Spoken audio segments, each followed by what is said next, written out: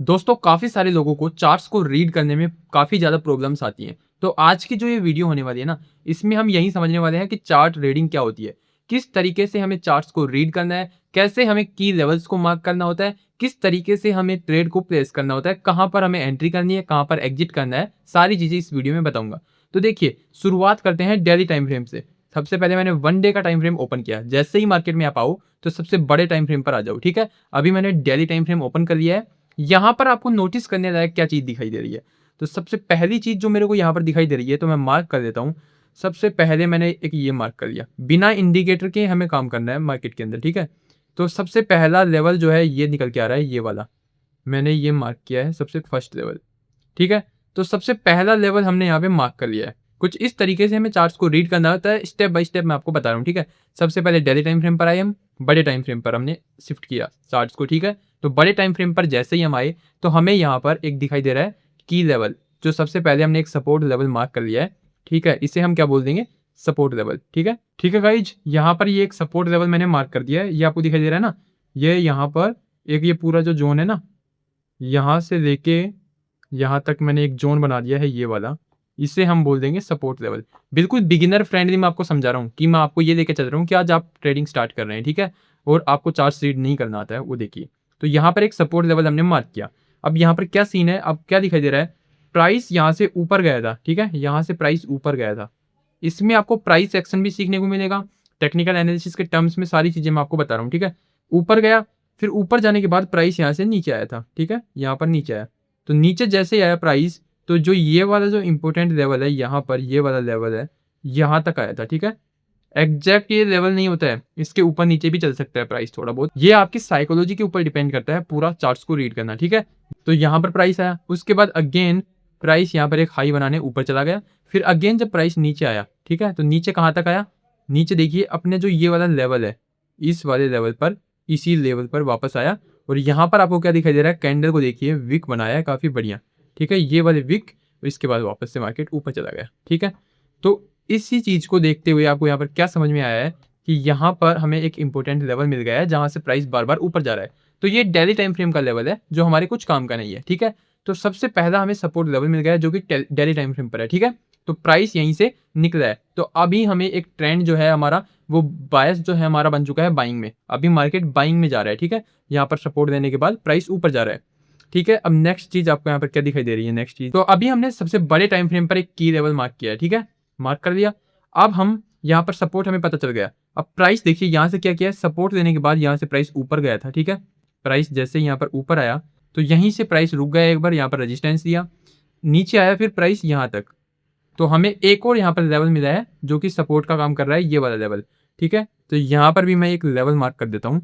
देखिए अभी मैंने यहाँ पर भी एक बना दिया है, एक ये लेवल। तो ये भी एक की लेवल है जो सपोर्ट का काम कर रहा है। हमें कुछ इस तरीके से लेवल्स निकालने हैं और यहाँ पर प्राइस ना, अब आपको क्या दिखाई दे रहा है? यहाँ पर एक रेजिस्टेंस एरिया आपको दिखाई दे रहा होगा, देखिए ये वाला। यहाँ पर अगर आप देखेंगे ना, तो प्राइस यहाँ पर रुक गया है, ठीक है? ये एक रेजिस्टेंस एरिया आपको दिखाई दे रहा है, ठीक है? यहाँ पर आर से मैंने मार्क कर दिया है, ठीक है? अब यहाँ पर क्या सीन है?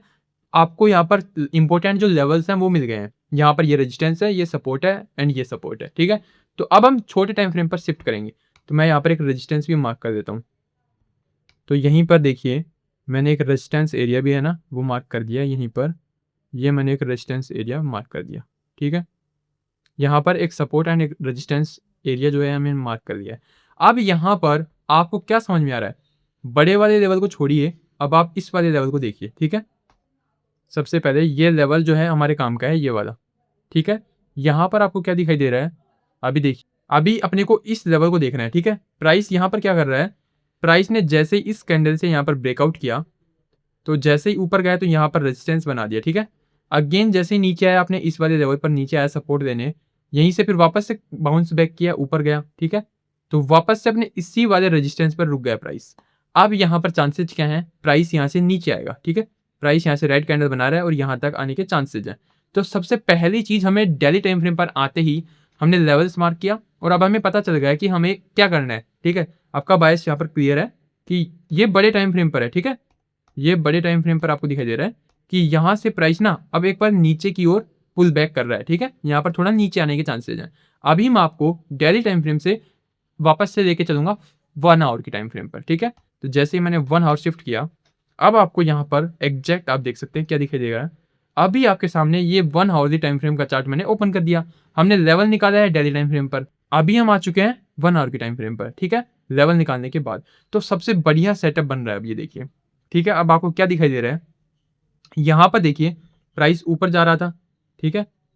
ऊपर जाते ही ये अपना लेवल यहाँ पर है, ठीक है? रेजिस्टेंस एरिया है। फिर नीचे आया तो नीचे कहाँ तक आया? नीचे अपने इसी लेवल पर आया, ठीक है? दिखाई दे रहा है ना आपको? वापस से ऊपर गया। फिर अगेन नीचे आया तो कहाँ पर आया? अपने इसी लेवल पर। और अपने को पता है कि ये वाला जो लेवल है, ये वाला रेजिस्टेंस एरिया, यहाँ पर प्राइस दोबारा आएगा। और जैसे ही यहाँ पर ये सपोर्ट दिया इस वाले एरिया पर, तो यहाँ पर वापस से आ गया था प्राइस रेजिस्टेंस एरिया पर, ठीक है?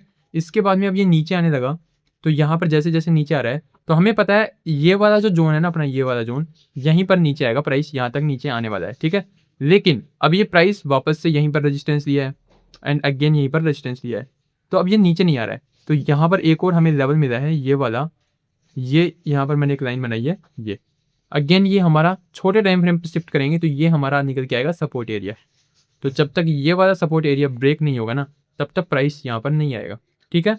अब हमें क्लियर पता चल गया है कि हमारा जो ये वाला लेवल है, अगर ये ब्रेक डाउन कर देता है, तो प्राइस यहाँ से नीचे आएगा। अब हम वापस से छोटे टाइम फ्रेम पर चलेंगे। ये अभी हमारा है 1 आवर का टाइम फ्रेम, ठीक है? 1 आवर का टाइम फ्रेम है अभी आपके सामने। अब हम चलेंगे 15 मिनट्स के टाइम फ्रेम पर। मैंने जैसे ही 15 मिनट्स का टाइम फ्रेम शिफ्ट किया, तो अब आप देखिए, यहाँ पर आपको दिखाई दे रहा है प्राइस क्या कर रहा है यहाँ पर, देखिए ये है 1 आवर का टाइम फ्रेम, ठीक है? तो यहाँ पर भी अपने को एक रेंज बनानी है अब। अपने को पता है कि मार्केट नीचे जाएगा और जो हमारा जो लॉन्गर टाइम फ्रेम है, उस पे पता चल रहा है कि मार्केट अभी करेक्शन करने नीचे जाएगा, एक रेंज के अंदर है।